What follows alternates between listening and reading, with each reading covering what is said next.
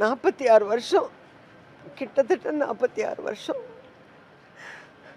முதல் படத்தில் அவர் கூட கதாநாயகியை நடித்ததுலேருந்து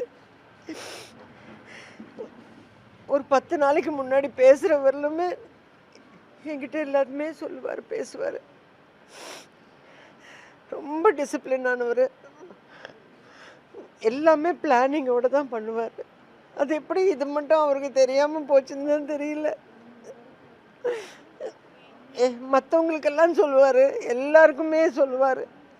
அப்படிப்பட்டவர் அவருக்கு இப்படி இருக்கும், இப்படி நடக்குங்கிறத எப்படி அவர் தெரிஞ்சுக்காமல் போனார், சொல்லாமல் போனாருங்கிறதே தான் காலையிலேருந்து எனக்கு மனசே ஆறல. எனக்கு இந்த நிமிஷம் வரலும் கூட நம்பிக்கையே இல்லை.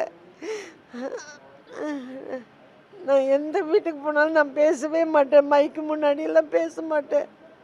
ஏன்னா அது இழந்தவங்களுக்கு தான் அதனோட வலி வேதனை எல்லாமே தெரியும்.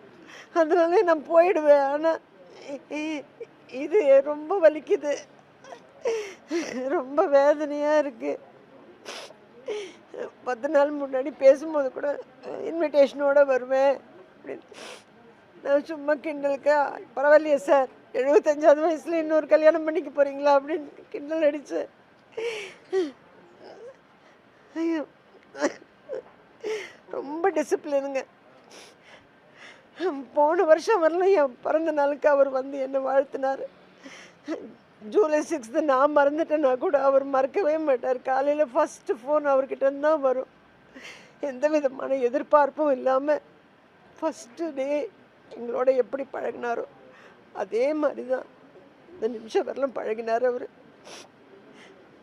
நாங்கள் லாஸ்ட் மந்த் நாங்கள் 2 பேரும் சேர்ந்து ஒரு சித்தா ஹாஸ்பிட்டல் திறப்பு விழாவுக்காக திருச்சிக்கு போயிருந்தோம்.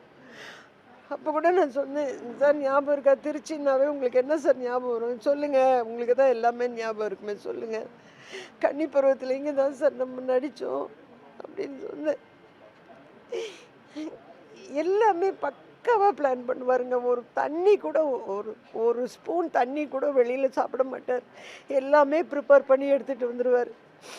10 நாள் ஷூட்டிங் இருக்குதுன்னா அதுக்கேற்ற மாதிரி ஒரு அவ்வளோ பர்ஃபெக்டாக எல்லாத்துலேயுமே டயட்லேருந்து நடவடிக்கை பாவனையிலேருந்து எல்லாத்துலேயுமே பர்ஃபெக்டாக பிளான் பண்ணி செஞ்ச மனுஷனுக்கு எப்படி எது புரியாமல் போச்சு, எப்படி இது தெரியாமல் போச்சுன்னு தான் தெரியல.